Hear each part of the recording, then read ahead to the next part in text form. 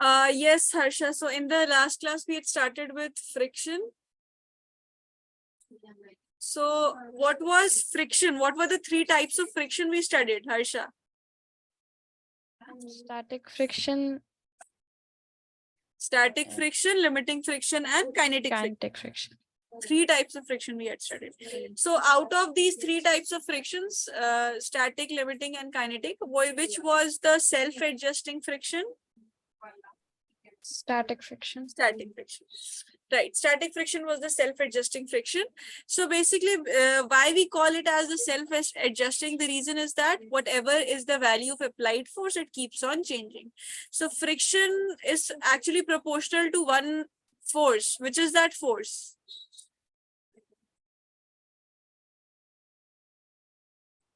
Normal reaction. Normal reaction is actually a force, a perpendicular force which acts on the objects which are placed in contact with each other.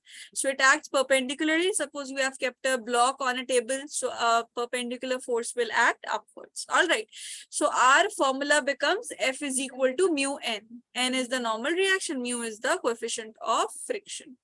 Whichever type, depending upon the types of friction, you have the types of values of coefficient of friction mu. So this was, I think, where we had stopped. We were doing numericals. One more numerical let's do, but before we discuss it, I want you to first write down the question because it's a little lengthy question. The question is actually small, but since we are having three parts of it, so do one thing, note down the first question, note down this third question, then I'll discuss it. Okay, ma'am.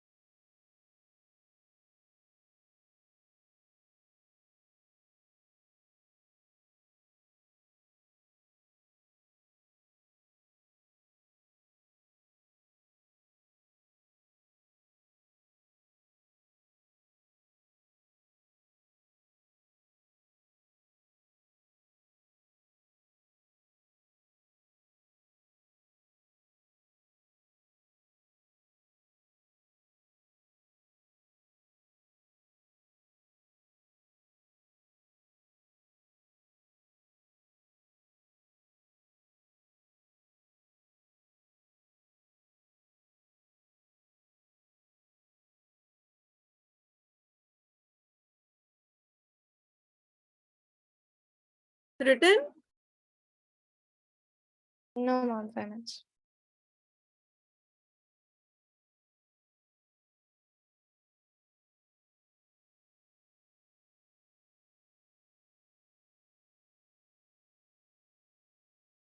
Yes, ma'am, done. All right. So this question says that a body of 10 kg is placed on a rough surface which is having a coefficient of friction. Both the coefficients of kinetic as well as static friction is mentioned. We have to calculate the maximum force in the first part. All right. So kinetic also we have to tell and static also we have to tell. See, suppose this is the block.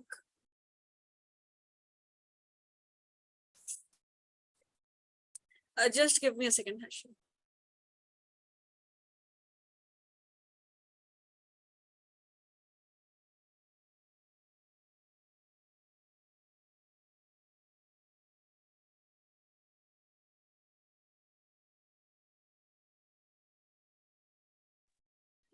Yes, Harshit. So this is a block. What is the mass of the block given? 10 kg? Yes, ma'am. This is 10 kg. So this is given as 10 kg. Now see, what all forces according to you will act here on this block? Gravitational force. Gravitational force, very good. Gravitational force will act downwards. See, whenever you are telling about the force, no, force is a vector quantity, and vector quantities are not just defined by their magnitude. We always have to specify their direction. So downwards, gravitational force. Perpendicularly, that is upwards, a normal reaction. Why a normal reaction? Because both the objects are in contact. The table and that block both are in contact with each other. Suppose a motion is occurring, so let's say the motion is occurring in the right hand side. So on the left hand side, we'll have the frictional force acting. What should be the value of normal reaction? How should we calculate it?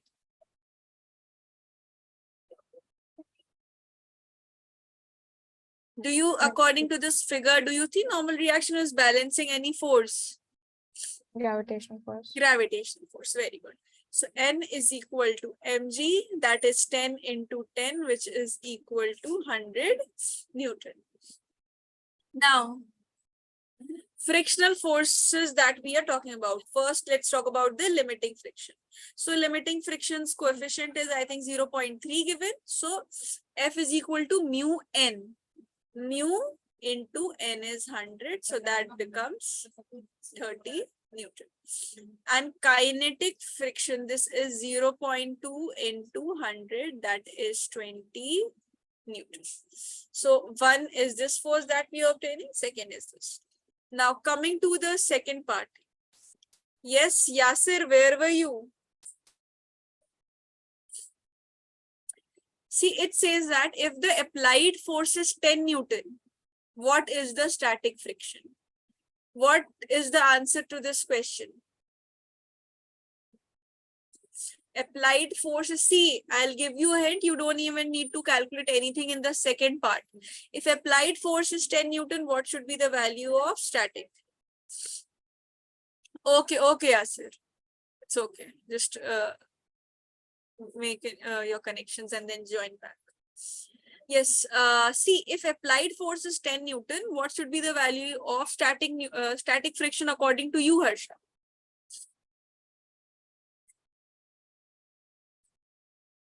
Yes? The maximum could be 3 or 2 Newton. See, if applied force is 10 Newton and we are still talking about static friction, it means the body is not moving. And we have seen that static friction is a self-adjusting friction. So if applied force is 10 Newton, static friction will also be 10 Newton. Then only, no, the body, both the left hand sides and right hand sides will be equal. And it will be balancing the body, and the body will remain at rest. Otherwise, if applied force is more or the frictional force is more, the body will move in one direction. So for the second part, applied force, this is 10 Newton. So static friction will also be 10 Newton. Exactly. Here the body will be static. Why? The body will be at rest. Why? Any reason for that? Why we are saying that the body will not move here? Because both the forces cancel out each other. Yes, Harsha? And both the forces will cancel out each other. No, that we are assuming. No, that's why I'm saying. That's what I'm asking. Why? Why have we taken this also as 10 Newton and made it equal to 10? Any idea? See, what was limiting friction? Limiting friction was the maximum value of static friction which could be obtained. Right? If you are applying a force on a body, gradually the frictional force will also increase. If the frictional force is also increasing, a maximum value of the frictional force will be reached, after which the body will begin its motion. So you can notice here, what is the limiting friction's value? 30 Newton. Means till 30 Newton, body will not move. Beyond 30 Newton, body will move. If the force applied is 30 Newton, more than 30 Newton, the body will move. If the applied force is less than 30 Newton, it means this highest value of frictional force is not reached. Are you getting this? Is it clear? Yes, ma'am. So from this we are identifying, from the value of limiting friction we are identifying. So coming to the third part.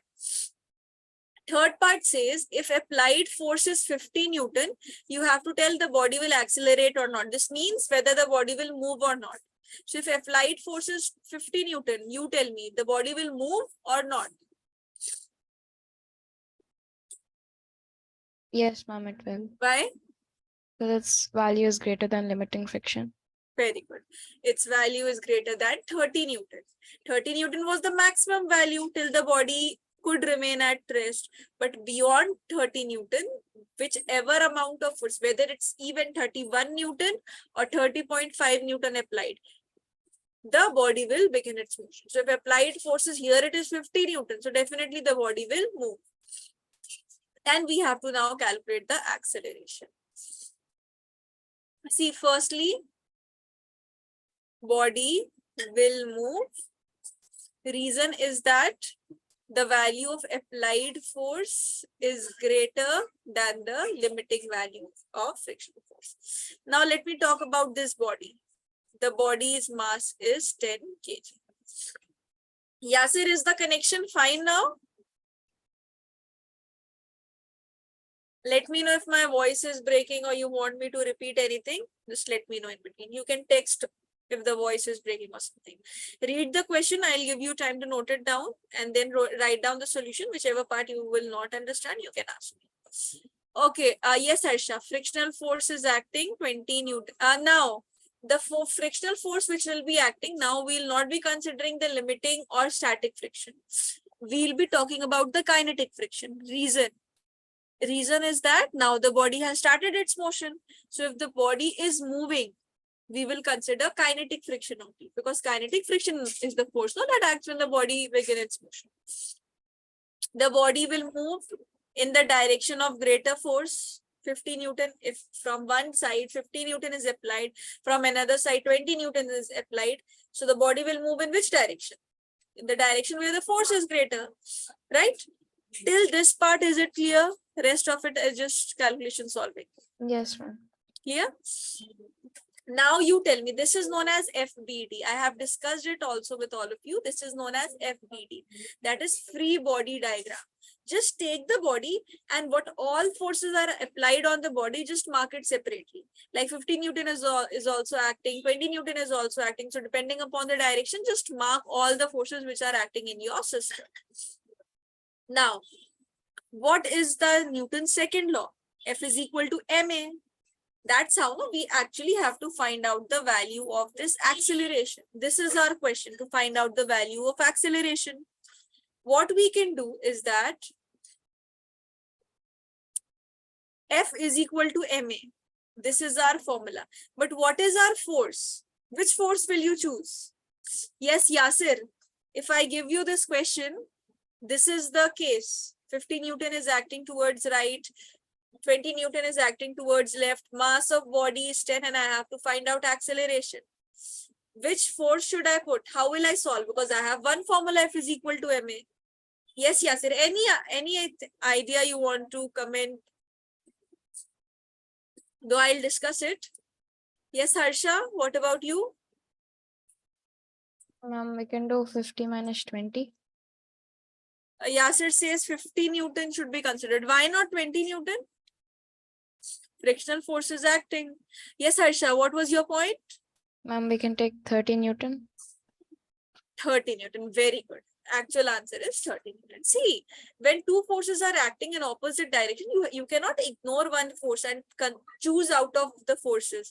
Like if you wish you want to consider 50 Newton, you will consider 50 Newton. No, this is not how the vectors work. Forces are vectors. If two vectors are acting in opposite direction, it means they are making angle 180 degree and you can subtract them directly. So net force will be the applied force minus frictional force is equal to ma. Now we'll write 50 minus 20 is equal to 10a. 30 is equal to 10a. Acceleration is 3 meters per second square. Answer to the third part is also solved.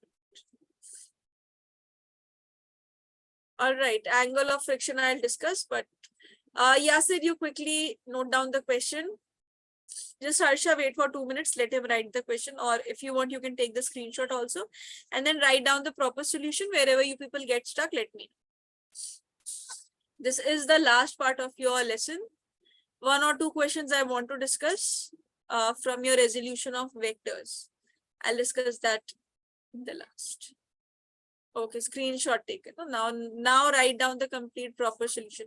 Leave some space for the question. Yasir.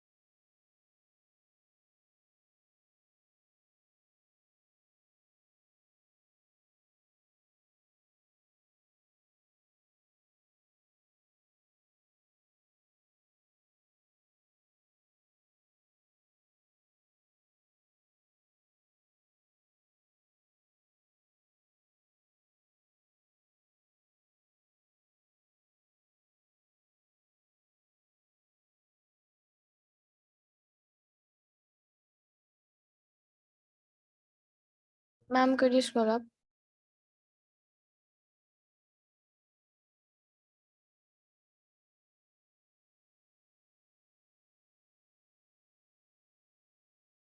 Okay, I'm done.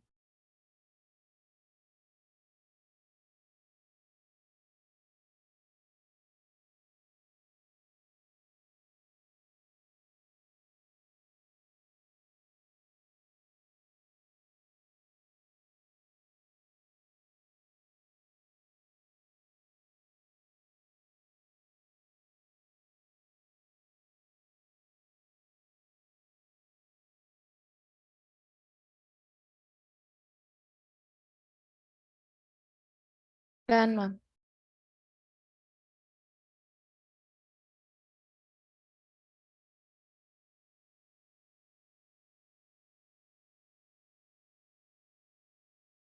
See, now you have two angles which are there in friction. One is known as angle of repose that we'll study later. Right now we are studying angle of friction. So these are two different angles. I'm telling you in the starting only, don't get confused. Angle of friction is different, angle of repose is different. Now angle of friction is what? See, if suppose this is an object, first understand through FBD. FBD, again I'm repeating, this is the free body diagram where you just take the object and whatever forces are applied on the object, irrespective of another object, we just mark all the forces and then rest of the calculations we can perform. So see here, if an object is kept downwards, always the gravitational force will act downwards. Perpendicular to the surface of contact, we'll have normal reaction. So these forces are fixed. Applied force will be in one direction and opposite to the applied force will be frictional force. These forces should be clear to all of you. Normal reaction, gravitational force, applied force and frictional force. Because of all of these will be balancing each other also, and otherwise your calculations won't be solved. Now see, normal, if I just talk about this normal reaction and frictional force. Normal reaction and the frictional force which is acting. I'm not talking about the applied force. I'm not mentioning the gravitational force which is acting downwards. Just these two. So if I give you a question, this is one force N, this is one force small f. What will be the resultant? How will you solve it? You have one law we have studied, parallelogram law you will apply it, because you will see frictional force and normal reaction. Both are the forces. So if two forces are present, their resultant will be given through parallelogram law. Right. So if you complete the parallelogram law, you somewhere here have the resultant. Now, what is angle of friction? Angle of friction is the angle that the normal reaction and resultant of normal reaction and friction, resultant of normal and friction make with each other. See, one angle is always formed between two lines. Two lines, they meet, they subtend an angle. That's how an angle is produced. So here, first line is the resultant of normal and friction, and another line is the normal reaction. So this angle between the normal and the resultant of normal and frictional force, this is known as angle of friction. First, tell me, the physical meaning of this is clear. What is angle of friction? Siddhika, clear? Siddhika, why did you join so late? Half an hour? Ma'am, I was a bit busy. I'll be shifting soon. Okay, fine, Siddhika. See, one question we have completed, that is a summary of all the types of friction. So do have a look at that question at the end of the class. Take the screenshot at least so that you can revise it. Okay, ma'am.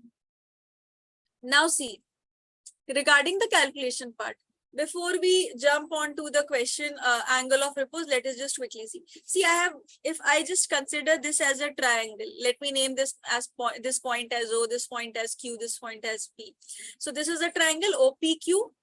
In this, if I calculate tan theta, what will be tan theta? See, in triangle OPQ, if I calculate tan theta, what tan theta will be equal to? Perpendicular upon, that is QP, divided by base, that is OP. This is equal to QP divided by OP. Now, what is QP and what is OP? See, QP is parallel to frictional force. So instead of QP, we can write the frictional force. And instead of PO, this is the normal reaction itself. So what can we write? QP is frictional force divided by normal reaction. What is the formula of frictional force, Siddhika? In the last class we had discussed. Yasir and Harsha have revised it right now. What about you? What was the formula of frictional force? Mu n. Please revise and come. Otherwise, you will not be able to understand all these points. See, frictional force is directly proportional to normal reaction. And when you remove the proportionality sign, you put an equal to with a constant. That constant is coefficient of friction, which we write as mu multiplied to the normal reaction. I'm again repeating, normal reaction is just a force perpendicular that acts when the two objects are in contact. If I just have this object kept like this, so normal reaction will act like this. If I keep the object like this, normal reaction will act like this. Anywhere when the two objects are in contact, it will be perpendicular. All right, so from here, is this clear now, Siddhika? What is the formula of frictional force? Yes, ma'am. All right, mu n. Now, depending upon the type of friction, type of coefficient, we'll substitute.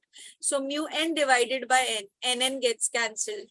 So what is the value of tan theta coming? Tan theta is actually equal to coefficient of friction. All right. This is what is meant by your angle of friction. Note it down, make it as a separate heading. Then I'll tell you what is angle of repose. They are two different types of angles. You will not get confused, but do remember that these are separate angles.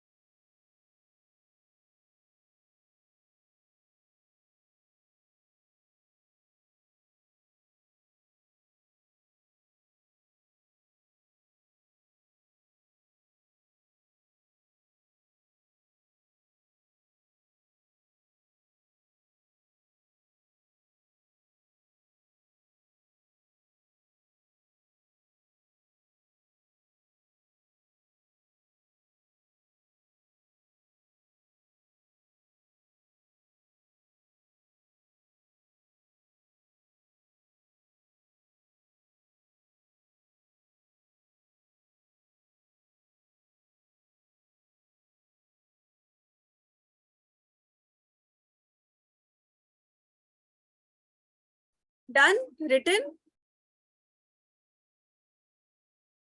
Yes, ma'am. Yes, ma'am. Okay, good. Now we have angle of repose. This was angle of friction. Now angle of repose, or we also call it angle of sliding. Now what is meant by this?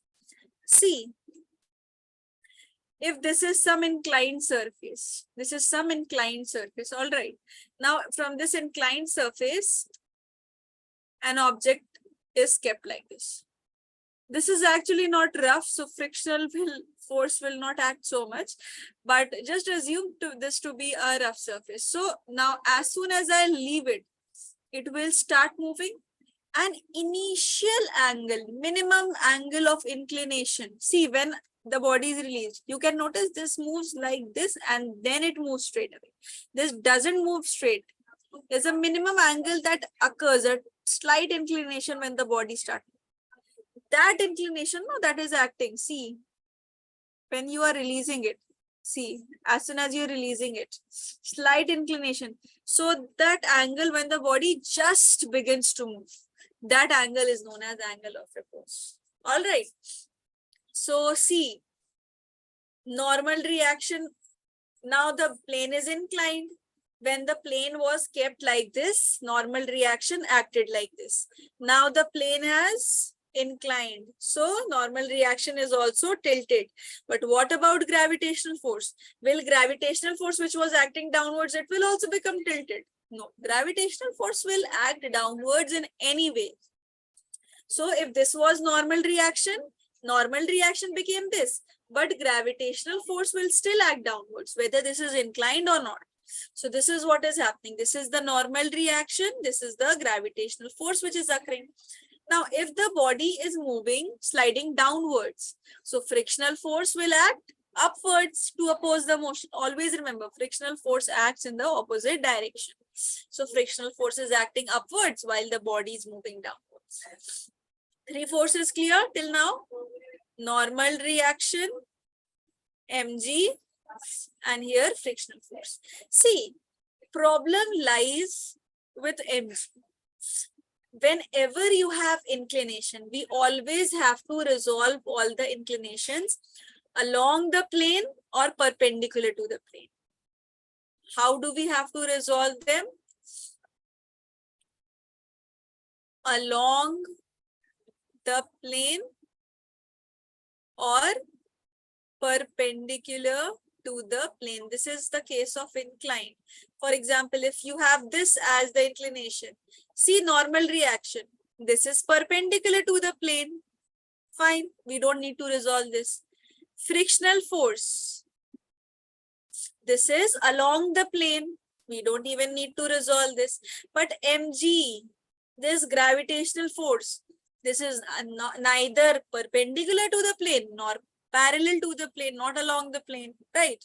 So it means we have to resolve its component, break it into two components where one is perpendicular, other one is parallel, right? See, this is normal reaction perpendicular to the plane.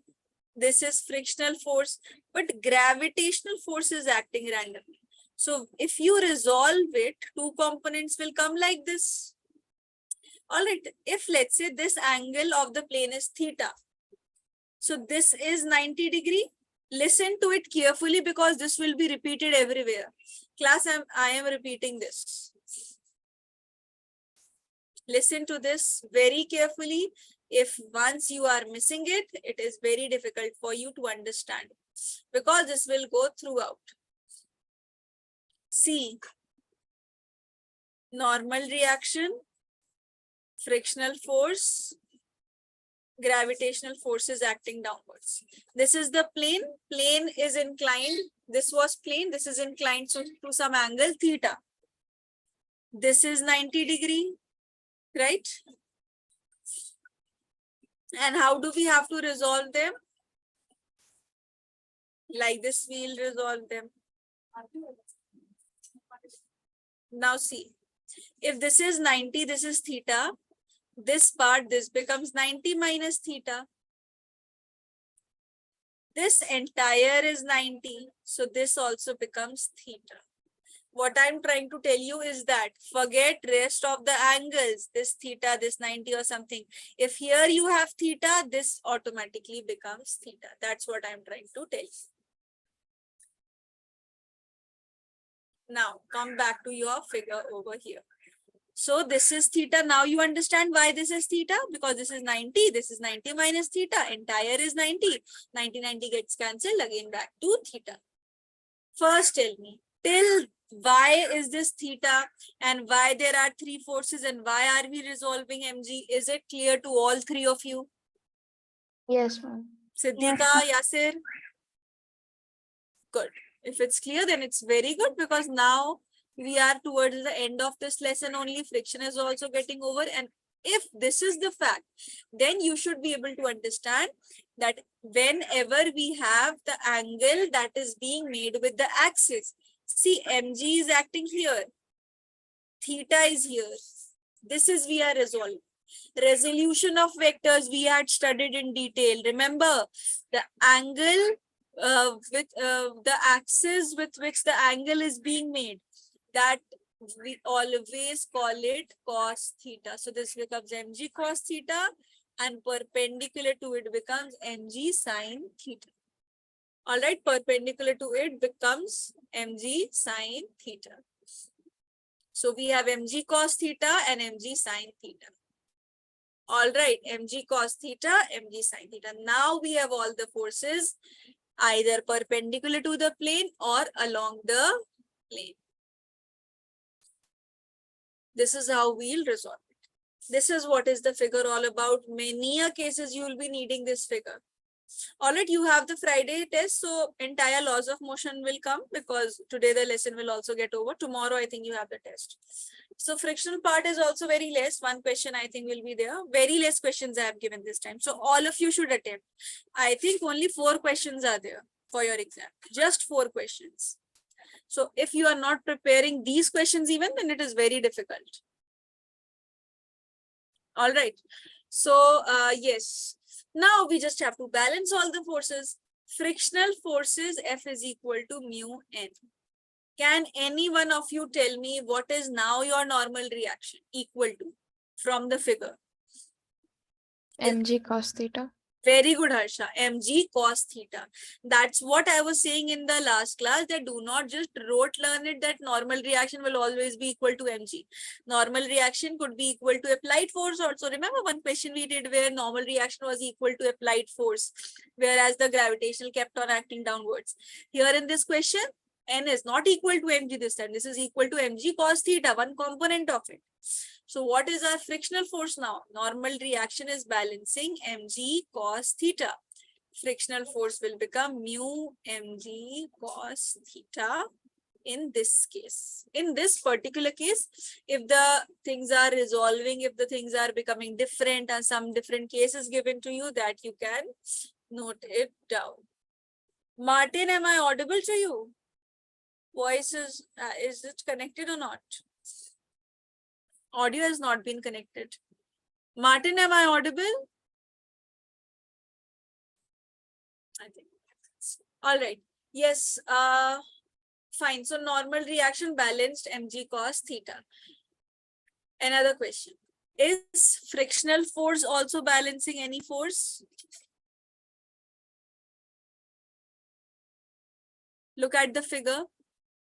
Siddhika, this you try to answer.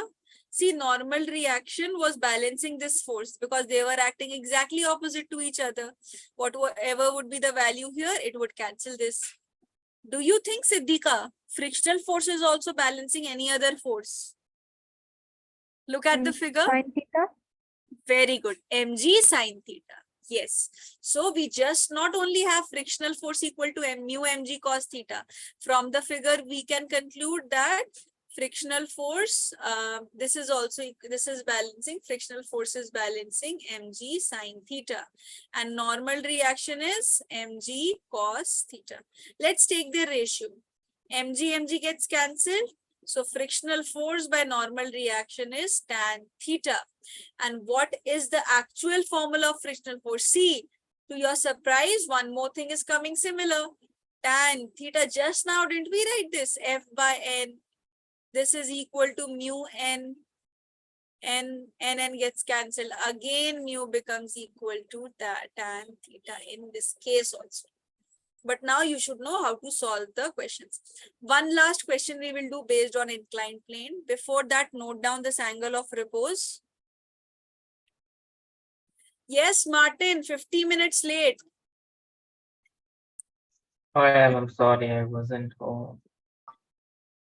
We are towards the end of this lesson only. Please either take the screenshots towards the end of the class or take the recording from me, because rest of Yeah, the portion of frictions have been discussed. And anything, if right now you're not able to understand, let me know. If I note it down, class.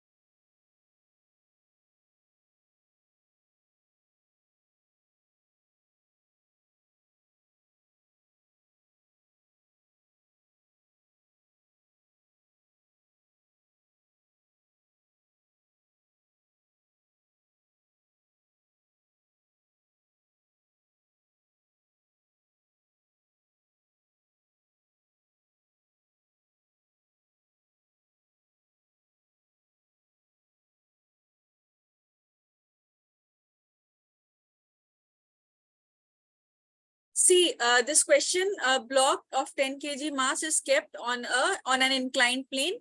And how much is the inclination? 37 degrees.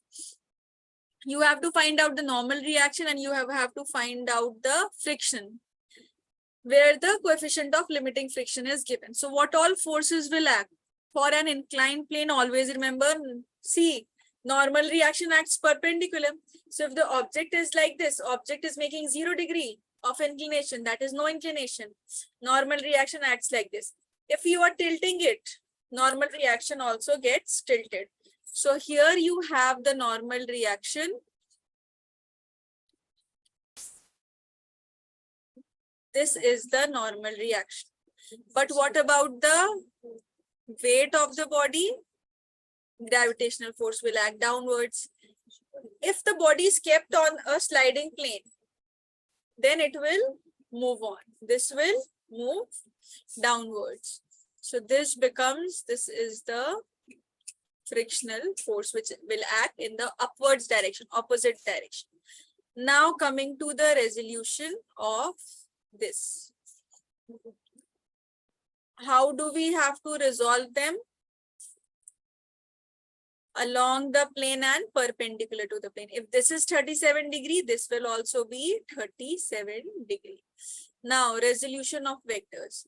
If this is the angle that is being made, this side becomes mg sine mg cos 37. This is mg cos 37 degree, and this is mg sine 37 degrees. Now, what the first part is asking you? It is asking the normal reaction. See, normal reaction is equal to mg cos 37 degrees. So normal reaction, mass is 10 kg, acceleration due to gravity is 10. Cos 37's value is 4 by 5. Cos 37 is 4 by 5. Let me tell you this. Cos 37 degrees 4 by 5. Cos 53 degree is 3 by 5. Sine 37 degree is 3 by 5. And sine 53 degree is 4 by 5. This you have to remember because questions are based on this. So this becomes 2, 8. So normal reaction becomes 80 Newton. This is the answer for the first part. Now we have to find out the friction. So formula of friction. Second part, frictional forces formula is mu n. Mu is given as 0.3 and we have calculated as 80. If the first part was not given to you, directly you would be using F is equal to mu, and instead of n, you would write mg cos theta. But since we have calculated this separately, we are writing it as n. So this becomes 24.0 24 Newton. This is 24 Newton. Fine. Note down this, text me once you have completed it till here. Any doubts you can ask.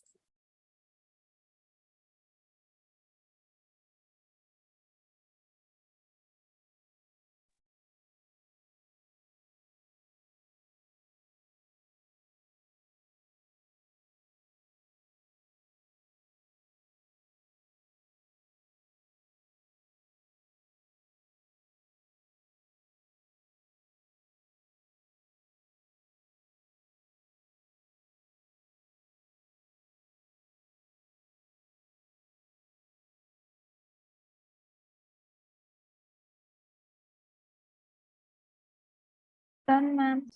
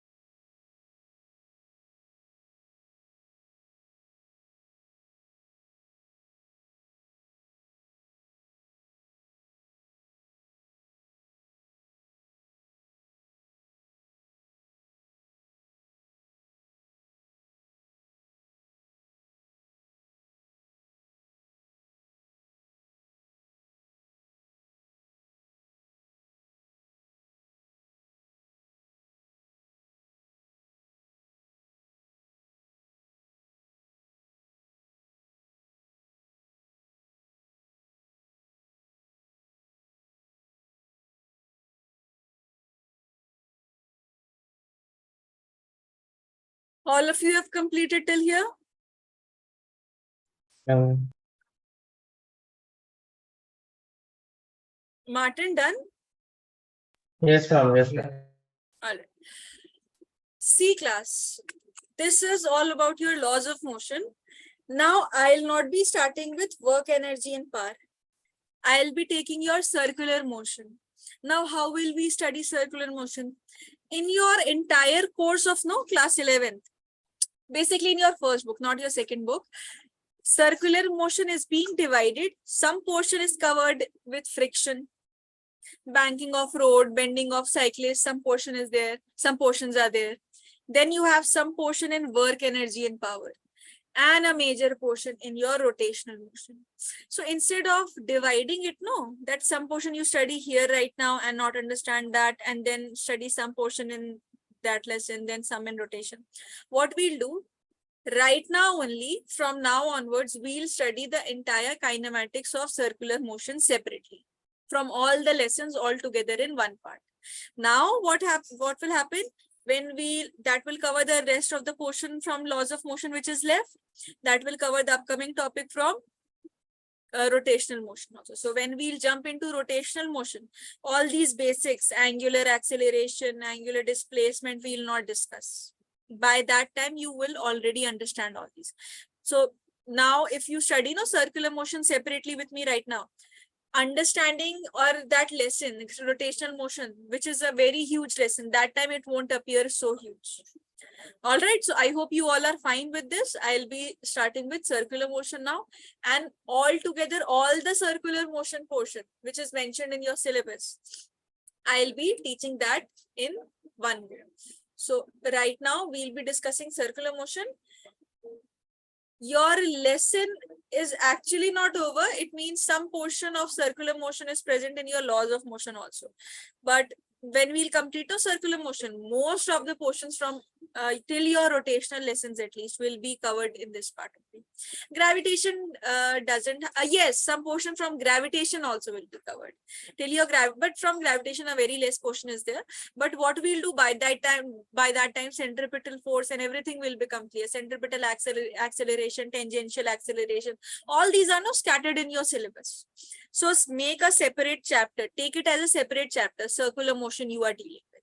Though this isn't present separately in your NCERT, this is present in bits here and there, but all together we'll study it.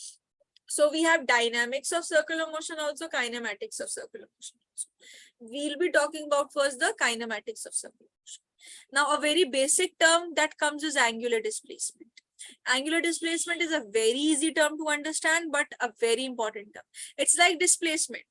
It's these, whatever we'll be studying in circular motion, those will be just the analog of what you have studied. So angular displacement is what? Displacement, now by now all of you must have realized the significance of displacement. It was a very small quantity which we studied initially in the first lesson. It was a very small quantity, but you could see with displacement, velocity came, with velocity, acceleration came, then force came, and so many things were associated. Now, displacement, what was displacement in 2 dimensions? In 1 dimension. Displacement in 1 dimension.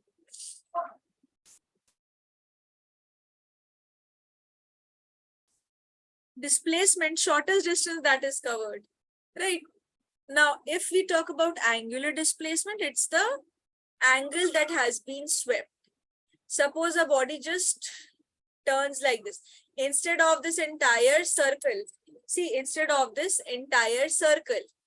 the body is just covering this much. So it's like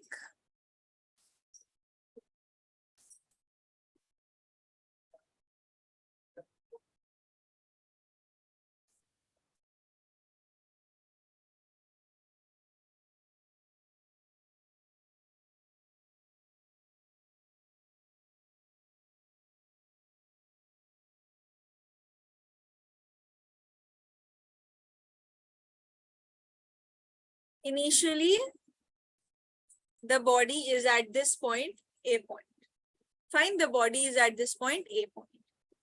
Now, the body moves from here to this point B. Now there is some angle that has been swept here. This you can notice here, an angle has been swept, right? So this is the theta which we are talking about, which is known as angular displacement. Change in the angle, or you can say the angle that has been swept by the body. So it is the change in angular position. Displacement was change in linear position, right? This is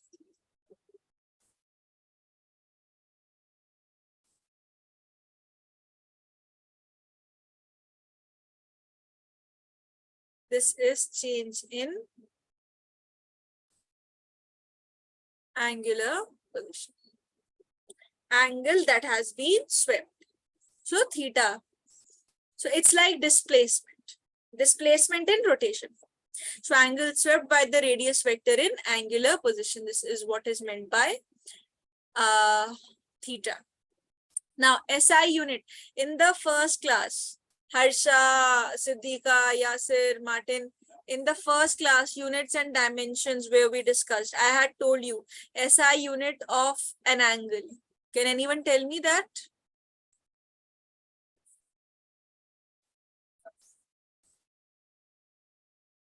Very good, Yasir. Radian or degree. Very good. Radian. Radian is the SI unit we'll be using. Radian will be used now from now onwards. Up till now, we weren't using the term like radian. Meter per second square, kilometer per hour. These were only used. Now we'll be talking about the terms like radian. And it's an axial vector, means it has rotational effect. What is an axial vector? The direction of an axial vector is located at the axis of rotation. This is the axis of rotation. So this is what is an axial vector. It has a rotational effect and direction is along the axis of rotation. This is what is your angular displacement. Clear? Basic quantity, note it down. And class, take it as a separate chapter. Take it as a separate lesson. We'll be taking lots of classes in this because this is lengthy. And I'll be needing extra classes also to cover your circular motion, because then no, after circular motion is done, now your lessons are not lengthy. Once this is done, rotational is also now a small lesson, work energy power is also not very lengthy, and gravitational is also not lengthy. So whatever is the major chunk, that will be cutting. So make a turn the sheet, make it as a separate heading. Don't just continue after friction. Make it as a separate heading, as a separate lesson. And in your tomorrow's test, circular motion will not come. Though some portion of friction is there along with circular motion, bending of road, banking of road, and all that won't come tomorrow. Simple things we have studied in laws of motion.